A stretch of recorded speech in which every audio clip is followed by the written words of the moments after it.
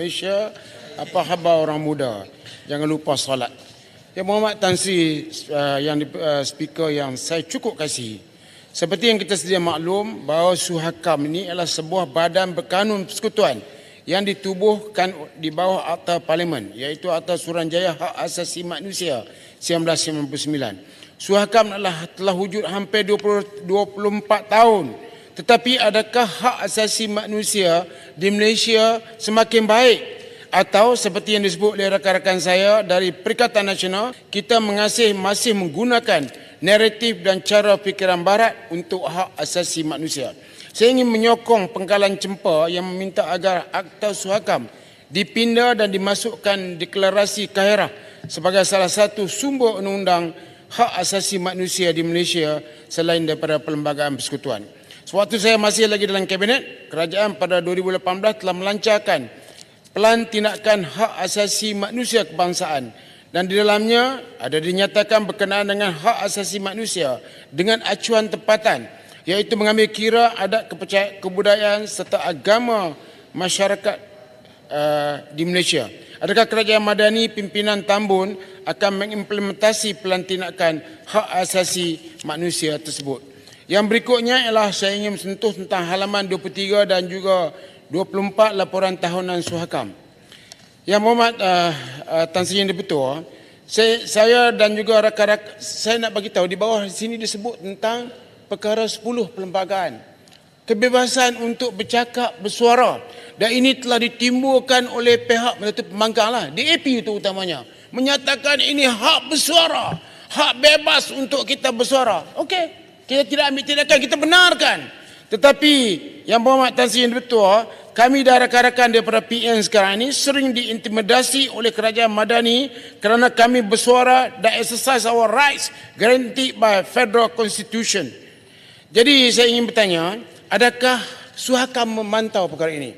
Dan yang mutakhir ialah saya dengar cerita lah, saya pun tak tahu siapa yang saya cakap sehingga boleh menimbulkan sesuatu yang mengancam akta keselamatan. Yang Muhammad kenal saya, bolehkah bila saya bercakap sikit saya buat tangan macam tu? Saya buat tangan 5. Tangan 5. Mereka dah panik. 5 ni apa dia? Bulan 5 ke? Tengok-tengok Madani pun ramai-ramai tunjukkan dia punya slogan baru 5. Jadi tak jadilah. Jadi sekarang daripada masa saya bocap di Padang Serai sampai bulan 5 dah jadi huru hara ke negara? Tampin. Jadi huru hara ke? Yang lepas tu umumkan ambil tindakan. Saya nak bagi tahu Menteri Dalam Negeri sekarang Amerika Syarikat telah menurunkan Malaysia ke tahap 3. Tahap 3 ni bermakna apa? Disenarai hitamkan dalam kes pemperdagangan manusia, iaitu tahap yang terburuk disebabkan tidak memenuhi piawaian minimum untuk menghapuskan kegiatan dan tiada usaha signifikan melakukannya. Yang berhormat, pada halaman 28 pada April 2019, Suhakam telah mengeluarkan laporan yang bertajuk So Like Fish, iaitu tentang pemerdagangan manusia yang berlaku di Wang Kelian. Selepas itu kita dipantau. Saya ingin bertanya kepada Yang Amat Menteri, bagi perhatian kepada perkara ini.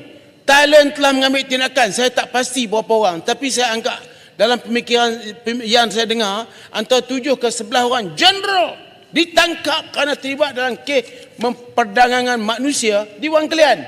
Di Malaysia saya pasti pasukan keselamatan tak terlibat. Sebab apa? Mereka ni orang baik-baik kerana mereka menyokong Perikatan Nasional baru-baru ni. Belum masanya kita merintah lagi. Tapi ini yang Menteri patut sebut, iaitu tunjukkan kepada dunia yang kita serius mengambil tindakan dalam kes Wang Kelian. Yang Muhammad, masa itu saya dengan gagah berani saya pergi panjat tempat tu 2 kali saya panjat, dan saya dimaklumkan bahawa ada 28 kem dan satu kem boleh menempatkan antara 5,000 ke 10,000 orang, dan kem tu adalah berbentuk ala Vietcong yang dibina dengan begitu cantik dan strategik, di mana disebut tentang petak-petak di situ. Ni petak orang sihat, ni petak orang tak sihat, ni petak yang belum bayar lagi dan sebagainya. Yang ni patut siasat. Dan bila kita siasat, tentulah Amerika akan melihat kita serius. Dengan itu tidak menurunkan kita ke tahap 3. Yang paling penting nak dibincangkan dalam laporan Suhakam ni bukan mencerita pelbagai, ya Muhammad. Tapi tunjukkan kepada dunia bahawa kita serius tentang menghentam perdagangan manusia. Jadi ini antara yang so like fish ni. Suhakam, adakah Suhakam buat pemantauan sejauh mana Malaysia ambil tindakan? Oleh kerana Malaysia perlahan menyebabkan kita diturun daripada tahap 2 ke tahap 3. Ini cukup serius. Kerajaan patut bagi perhatian. Yang keduanya, kita juga dari segi pihak kerajaan, maaf Tan Sri saya segan nak sebut, tapi kerajaan telah mencabuli hak asasi manusia.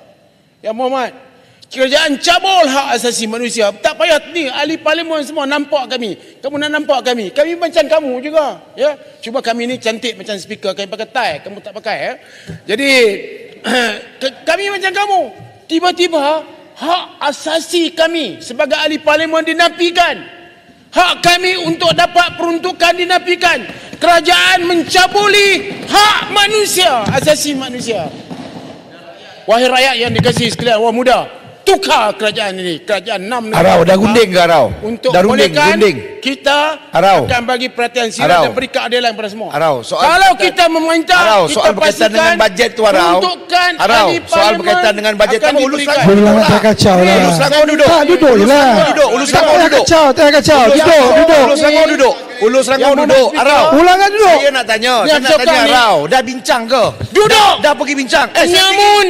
Saya berdiri. Kamu duduk. Saya berdiri. Kamu duduk. Saya berdiri. Saya berdiri. Nampak ni. Speaker. Orang yang tidak ikut peraturan. Point of order. Hari ini saya dapat ansur. Panggil penyamun. Penyamun. Point of order, Datuk Yang di-Pertua. Point of order. Pengapa? Point of order, Datuk Yang di-Pertua. Point of order. Ya.